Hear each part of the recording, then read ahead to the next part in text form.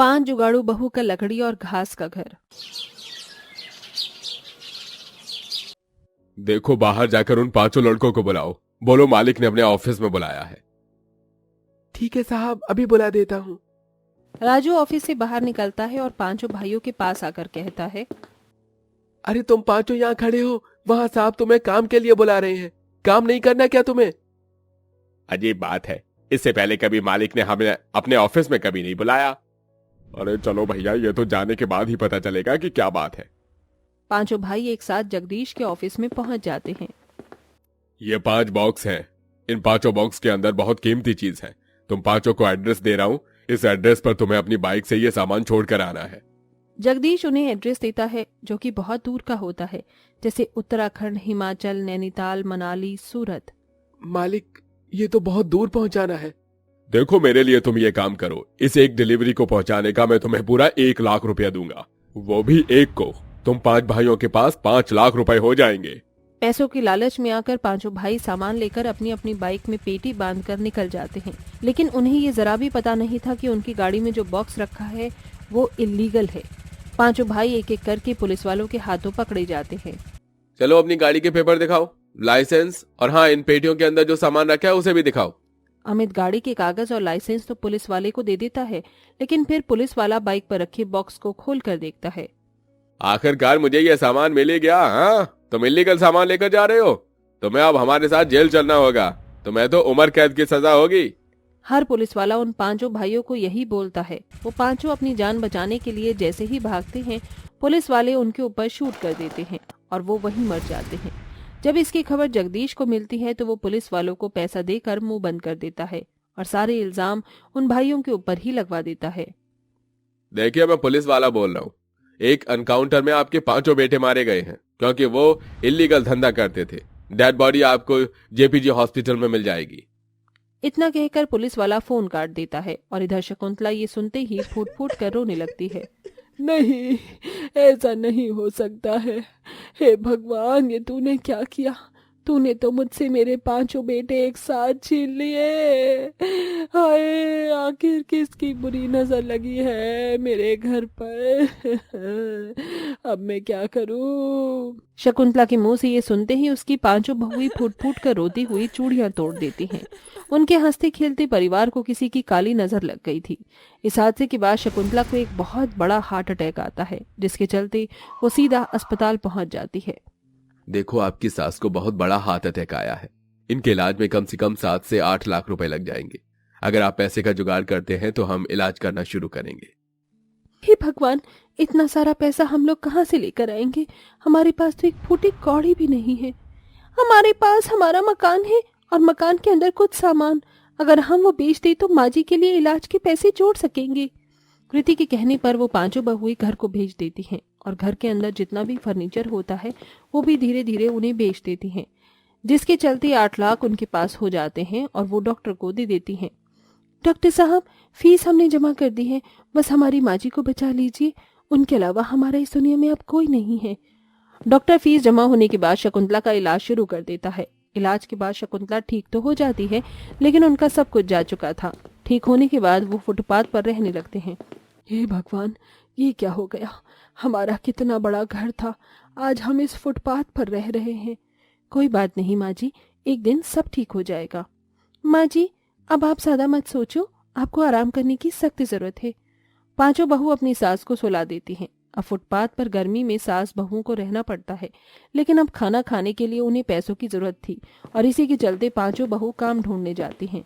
यहाँ वहाँ हर जगह धक्के खाने के बाद बड़ी ही मुश्किल से उन 5 को एक फर्नीचर बनाने वाले की दुकान पर काम मिल जाता है। देखो, मेरी बात सुनो।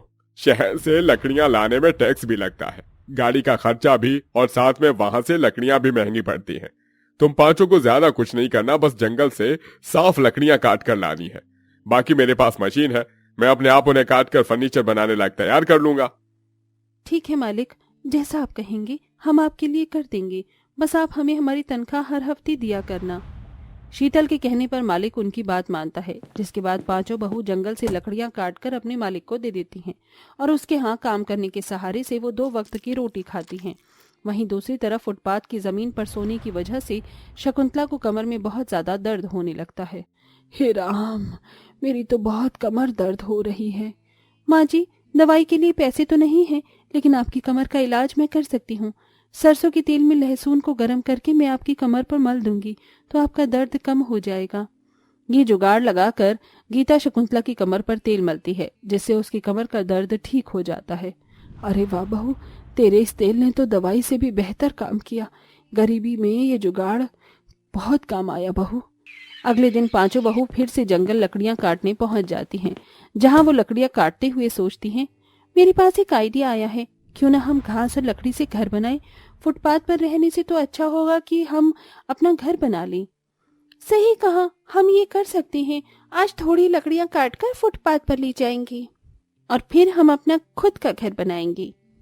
वो पांचों लकड़ियां काटकर कुछ लकड़ियां अपने मालिक को दे देती हैं और बाकी की बची हुई लकड़ियां फुटपाथ पर ले जाती हैं। पांचों बहू घर आने के बाद पहले तो अपनी सास को खाना बनाकर देती हैं और उसके बाद लकड़ी से अपना घर बनाने की कोशिश करती हैं। तुम पांचों कितनी मेहनत करती हो, सारा दिन जंगल में लकड़ी काटकर अपने मालिक को देती हो और फिर आज घर पर भी उसी का काम करने लगी हो। अरे नहीं माँ जी, ये तो हम अपने लिए कर रहे हैं, लकड़ियों से हम अपना घर बनाएंगे। पांचों बहू मिलकर आधी रात तक लकड़ियों से घर बना लेती हैं, लेकिन उन लकड़ी से बने घर के अंदर धूप की किरणें आने लगती हैं, जिससे गर्मी बहुत लगती है। हे भगवान, कितनी गर्मी है, बहुत गर्मी लग रही है। सही कहा माँ जी। चलो अभी तो हमें गर्मी में जंगल में भी जाना है लकड़ियां काटने के लिए। पांचों बहुएं जंगल में जाती हैं और लकड़ियां काटने लगती हैं। गर्मी से वो थक जाती हैं और जंगल की बड़ी बड़ी घास पर लेट जाती हैं। अरे वाह, कितनी ठंडी है ये घास, इन पर लेटने से गर्मी नहीं लग रही। आइडिया, क्यों ना हम इन घास को अपने घर के ऊपर और चारों तरफ लगा दें, फिर हमारा घर भी ठंडा हो जाएगा।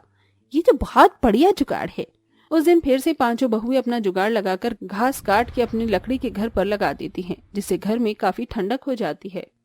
अरे वाह, कमाल हो गया, कितनी ठंडक हो गई इस घास को लगाने से। तुमने तो बढ़िया जुगाड़ लगा लिया। अपनी सास को खुश देखकर पांचों बहू बहुत खुश होती हैं। अगले दिन फिर से वो जंगल में जाकर अपने घर के लिए कुछ लकड़ियां और घास काटती हैं। इस बार वो घास और लकड़ी से बने घर में रखने के लिए बेड, सोफा, कुर्सियां बनाती हैं।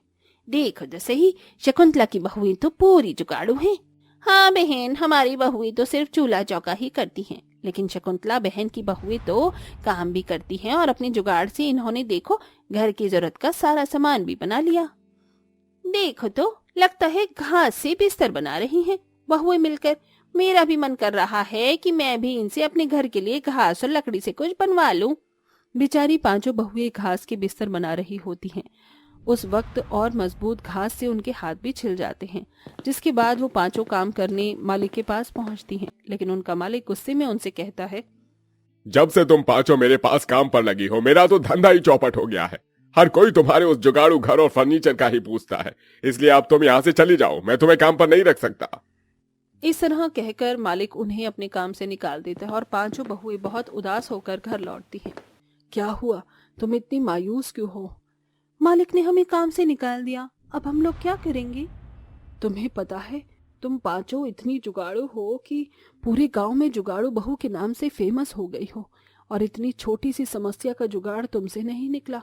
चलो, मैं इसका जुगाड़ बताती हूँ। आज से तुम लकड़ी और घास से खुद का बनाया हुआ फर्नीचर बेचा करना।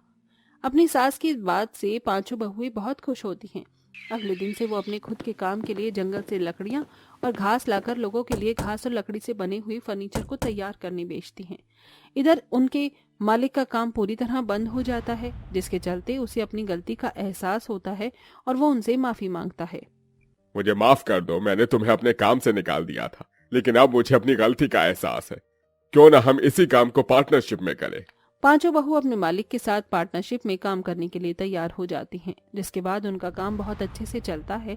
धीरे धीरे उनकी परेशानियां भी खत्म हो जाती हैं और वो खुशी खुशी रहने लगते हैं।